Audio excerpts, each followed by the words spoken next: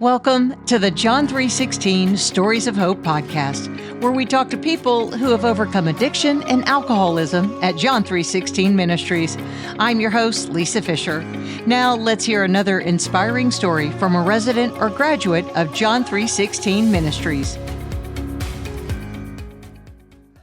Okay, if you've been listening to our podcast, I think they'll sequentially air this one after the other one, but we just met a man that you know. His name's Scott Still.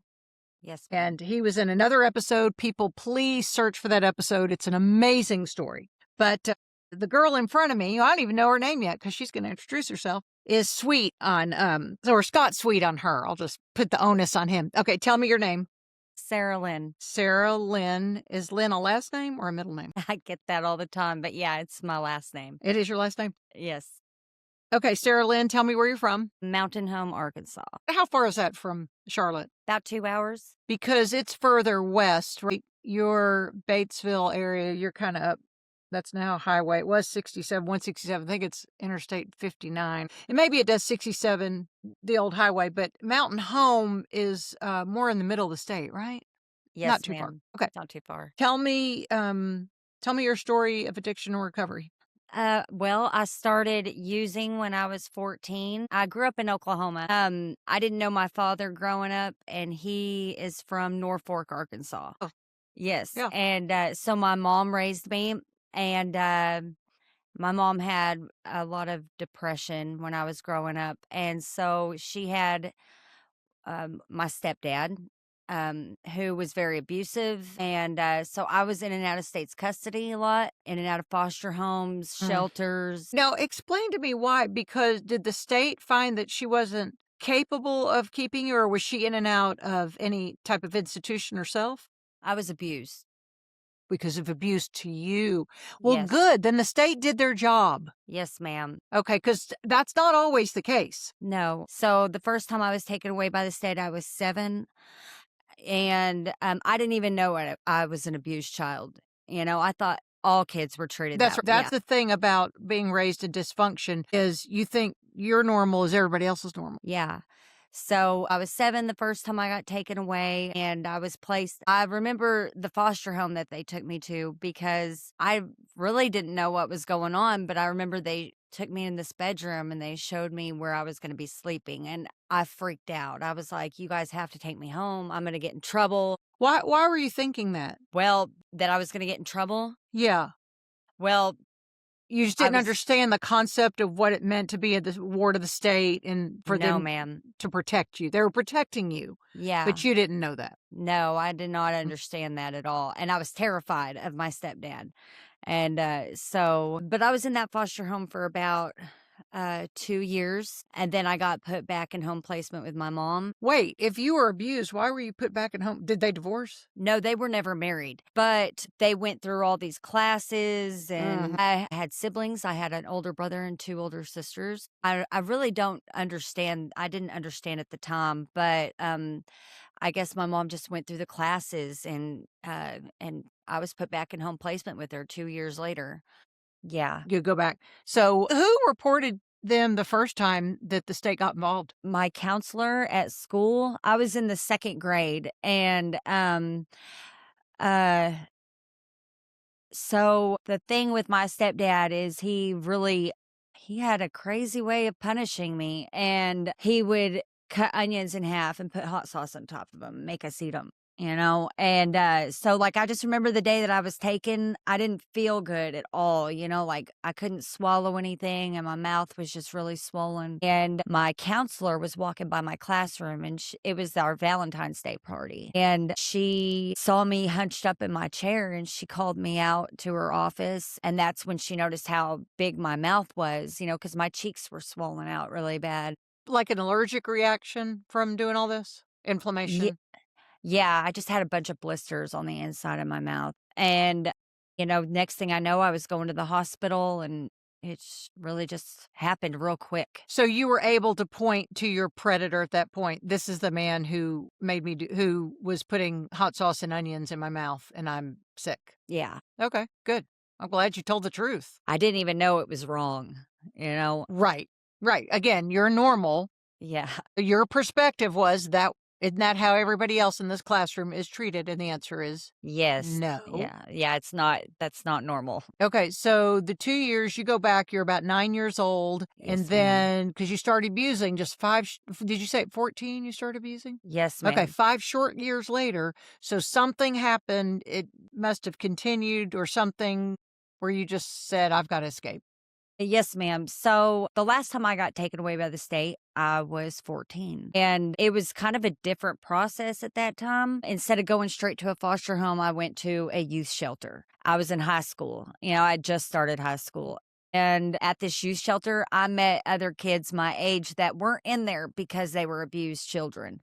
They were in there because their parents couldn't handle them anymore. They just acted out all the time. And so I fell in with those kids and I was introduced to things that helped me forget all the things that I didn't want to remember, that I didn't want to feel. And I was really terrified, but when I got high, I wasn't anymore. Right.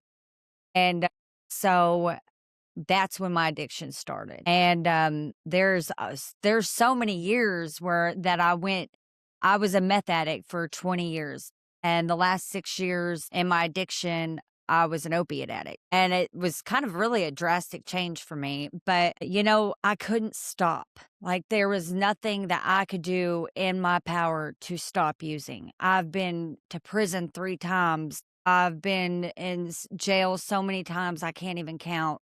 I've been to numerous rehabs. I've been on Suboxone, Subutex, all the things that the world says can help you, and none of it could help me. I've never been in my kids' lives. I've had so much shame and guilt over my children that it just sunk me deeper into depression and shame, guilt. I just spiraled out of control. Meth addiction is a bad addiction, but opiate addiction took everything from me that Do I you thought think I it's had. worse? I think that It's easier to get. it's easier to get, and not just that, but it turned me into somebody I didn't even recognize anymore. But wait a minute, they say that about meth because physically you change with meth. What were the changes with opiates that you thought was worse than meth? I overdosed on opiates numerous times and I did not even care. I still could not stop and I wanted to so Hmm. badly, Hmm. but I could not. What then where is your rock bottom in that? Was it Well, prison? Was it being away from your kids? no, none of that was even my rock bottom. Mm. So my mom, I've had a very strenuous relationship with my mother. There was years there where I blamed everything on her, and that's not fair because once you become that age where you know right from wrong, you can't Yeah. blame your actions on anybody but yourself. And I blamed everything on my mother for a very long time, but there just came a point in my life where I became mature enough to realize that I was placing blame where it didn't belong and that I needed to accept responsibility for my own actions. And when I came to that point in life, I forgave my mother and we Wow. started to yes, we started to have a really good relationship. And so my mom's passed away last November. Oh, I'm sorry. And about 3 months before that, not even 3 months, it was about 2 months before that, I was a fentanyl addict. I could not function without fentanyl. And so my mom got really sick, and my sister had called me and told me that she was in the hospital. They found a brain tumor and that she had just gotten out of surgery. And And what city was your mom in at all this? Blackwell, Oklahoma. Okay, in Oklahoma. Okay. Yes, ma'am. And so I live in Mountain Home, Arkansas, and my her surgery was down in Oklahoma City, but they didn't know what was causing this brain tumor. And so they removed it and sent it off. And all I could think of was that I've wasted all these years and I haven't even, it'd been 3 years since I'd seen my mom. And the only interaction we had whatsoever was on the phone, just every now and then. I was terrified and I couldn't even stop doing fentanyl long enough to go and see her with a clear mind and in the right state of mind. But I did go and see her. And while I was there, I got in a terrible fight with my stepdad. He was still around? No, I have A a new diff stepdad. Okay. Yeah. And so I got in this terrible fight with my stepdad, and here's my mom sitting there, and she'd lost 39 pounds in just as many days. Her head was bandaged up. I'm coming off fentanyl, and I'm terrified that she's going to die because her test results came back and it was stage 4 lung cancer. And That was yes, the primary site. I see. yes.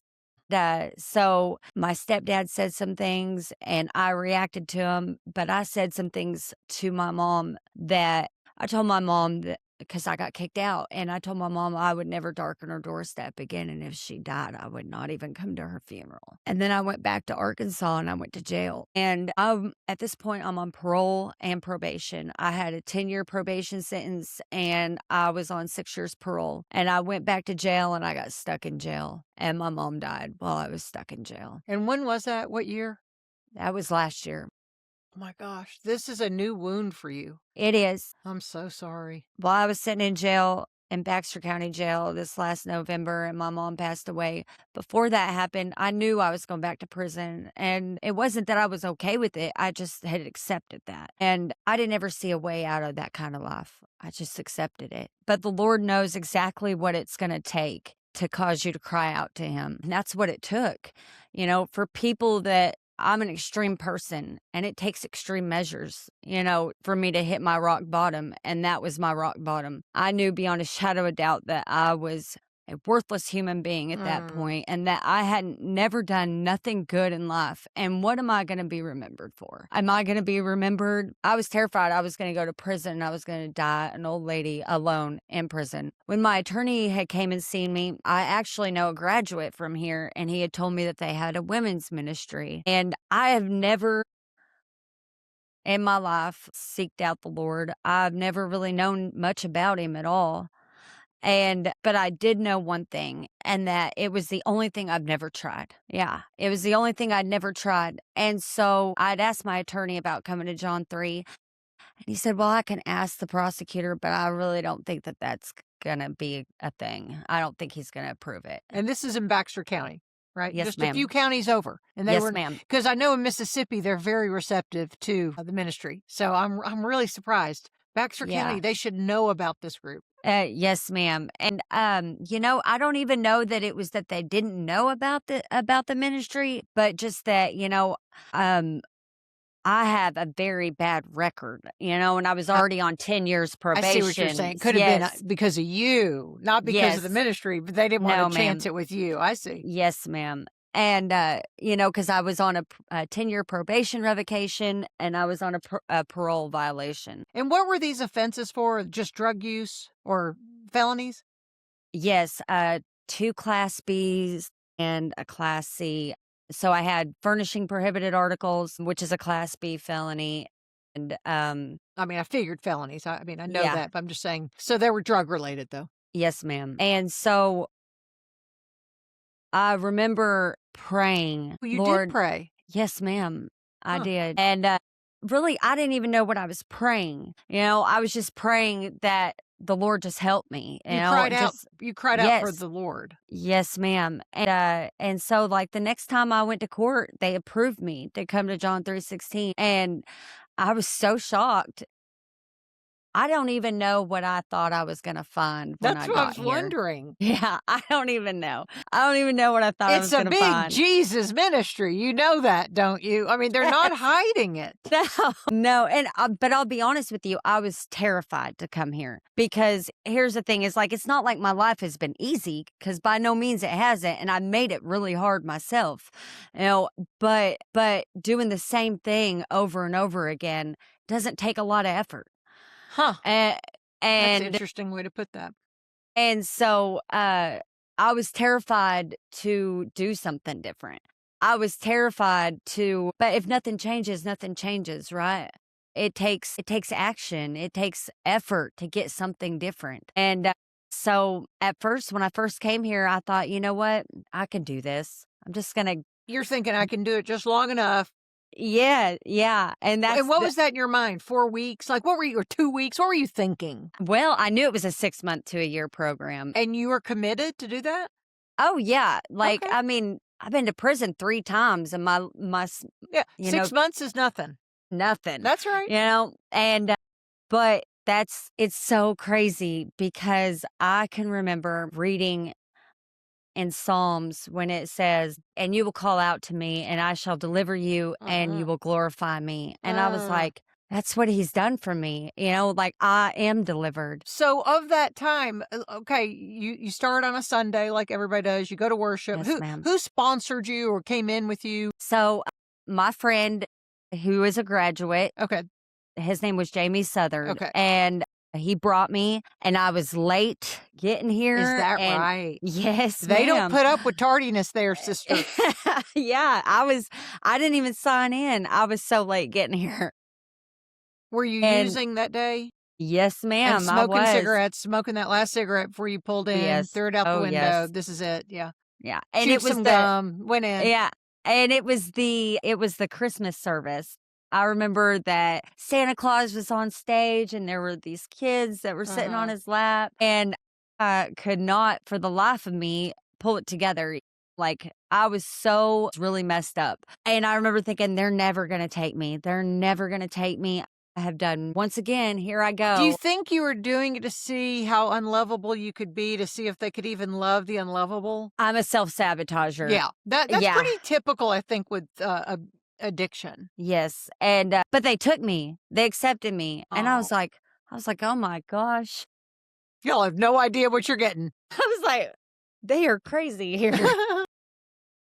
But it took me a few days to actually come out of that brain Yeah, fog, for sure. It took me a few days, and by the time I came out of that brain fog, it was Christmas, and I was like, "Okay," but I will say this, that everybody that I came in contact, all the women down at the Wells building, my instructors, like they just loved me immediately. And they told me, like, I love you. And I remember thinking, and I kept saying, well, thank you. But you have no idea who I am. Yeah. And isn't that how God looks at us though? Sarah, God loves them when we're the most unlovable. Yeah. I don't think that, I've never known love, and I've got children, and I love my children. Yeah. But, But someone else probably had to raise your children. yes, So yeah, you weren't in that relationship because they're in love. There are difficult things you have to do, have to be said. And that's really how the Lord looks at us. He has to tell us things if we're listening that we yes. don't want to hear. And so you've never even seen that love also has some pruning involved, and that's what we bear beautiful fruit after that. Yes, ma'am. I will say that my whole stay as a resident was a period of pruning. I didn't get any visits, and I still don't get visits, but my dad, like, the whole reason I ever moved to Arkansas is cuz I met my real dad. And my real father is an addict, and that whole side of the family is an addiction, and I haven't seen them since I came here, but I pray for them continuously. So when did you meet Jesus then in this journey? I mean, you see Santa Claus first. Right, I mean, right. the real Santa Claus, where's Jesus? Okay, so I've been here for maybe about 2 weeks. And so I was reading my Bible up in my room, and my roommate at the time, which she's not here anymore, but she was way farther in her walk than I was, obviously. Like, I hadn't even been saved yet. And she asked me if I had been saved, and I said, From "Well, what? no." Yeah, Yeah. you didn't know what it meant. Yeah. Yeah, I had no idea. And she sat me down, and I'd been reading in the Gospels. I was told to stay in the Gospels. So I someone gave you a Bible. I assume they provide one there because you didn't have one. yeah. Well, I brought one from jail, actually. You did? I did. Well, I mean, like, there's a lot. Yeah, the Celebrate Recovery Bibles. I Yeah. brought the Hmm. Celebrate Recovery Yeah. Bible with me from Good. jail. But so I was told to stay in the Gospels. And so that's what I was doing. And she asked me if I had been saved. And I told her no. She said, well, do you know what Jesus did on the cross was for you, And at your lowest, even at your Uh, worst, like, he died on that cross for you and for me and for I'm surrounded by people just like me. I'm surrounded by people that have been through the same things that I've been through in life, that have felt the same things that I've felt. And she's like, he loved you before, anyways, so, like, I told her that I wanted to be saved, that I wanted a different life. And I'm going to tell you, like, at that moment, I decided to lay everything down. I didn't care what it took. I wanted a new life. And you can't hide anything from him, anyways, right? Like, you can't, he knows everything already. He knows our hearts. He knows our desires. He knows what needs to be pruned away from us. He knows what desires need to be, he changes your heart to change your desires. So I got saved and everything just started making sense from there on. It was like everything I've ever been through in my life, I could see how it has started to shape and mold who I'm becoming now. You know, how everything that I went through as a child, everything that I put myself through as an adult is exactly what I had to go through to get to where I'm at right now, to reach other people just like me, to show them that there is hope, that there is a way out. And that it's Jesus, that Jesus is the only way out. And that's what I get to do here every day. Well, I've been an instructor for 6 months, and I'm an instructor with 4 other women instructors, and I get to witness other women come into the program that were just like me, that were dead, broken, lost, empty on the inside, that don't have any hope at all, and their eyes are just empty. And I get to watch the light come on in their eyes. I get to watch them slowly start to gain faith in Jesus. I get to watch their faith grow every day. I get to watch them start reuniting with their family and make, just their children come back into their lives. I get to watch them walk into purpose, and that's something that I never had in life was purpose. And now I walk in his purpose for my life. And there's nothing like that. There's no feeling in this world that is better than that feeling right there. That's a high. And That's your high. yes, it Is is. Jesus. And it's the highest I've ever been in my life. And I'm so grateful for that. Like if I have such a grateful heart. Like I came from such darkness and such misery and absolutely nothing in life that I could do that would have ever made any difference until now. And I'm so grateful for that because I know the only way I walk in that is in him.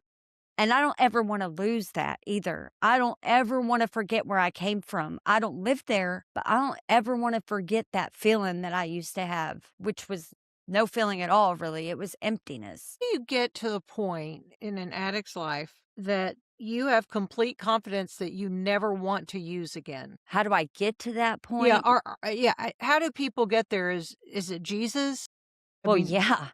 then, But I but will some say people with this. Jesus still relapse. And well, but I'm going to say, because I have not experienced that, but I will say that they teach us that you have to stay plugged in, Yeah, like it's true. you know, he's the vine, we are the That's branches. right. You have to stay plugged into the source. You can't, and whenever you stop reading your Bible, when you stop, when you stop going to CR, when you stop fellowshipping with other believers, that's when it's easy to fall off and because you're overtaken by the world.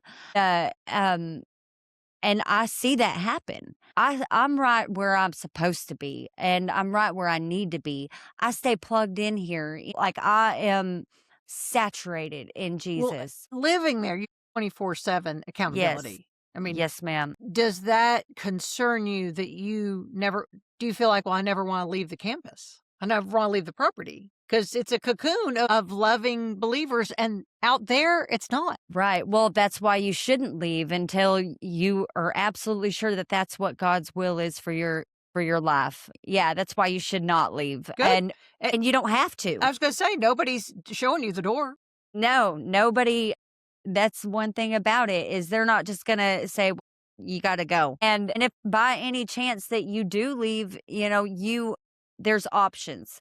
There's transition houses, which is something I would have never even thought about doing before. Like I've been to prison 3 times. Did I ever transition out to a transition house? No. And so Really? I thought the court system made that an option for they don't. it does make it an option, Okay, but they but you don't make you. No. that is they willfully on their own volition go. Okay. I thought it was also often Stipulated. stipulated for them for their maybe if that's an early release, maybe just for a traditional release, maybe they don't care. I think actually depends on the case. Okay. I think that Yeah. depends on the case. Yeah. And you just have to have a parole address. Do you have a parole officer then that comes out there to check on you? I report monthly to the Batesville to Independence County Probation and Parole. In person? Yes, ma'am. Okay. And they see, I mean, don't they know, especially that's in Batesville, they're like, oh, it's one of the John 3:16 people. You're fine. Yeah, they know us. Good. Yeah. Good.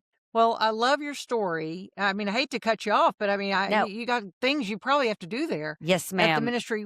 Tell me, someone listening, a woman who is estranged from her children, who told her mother, I never want to see you again, has years of abuse and addiction. If she's listening now, what can Sarah Lynn tell her to encourage her that there is hope for you? So my encouragement to anybody out there that is listening, that feels lost, broken, hopeless, and empty, is that there is hope and there is light and there is a new way of life. All you have to do is do something you've never done before. You have to make an effort and put trust in something that you can't see, someone that you can't see, but the reward will be so great because I was that person.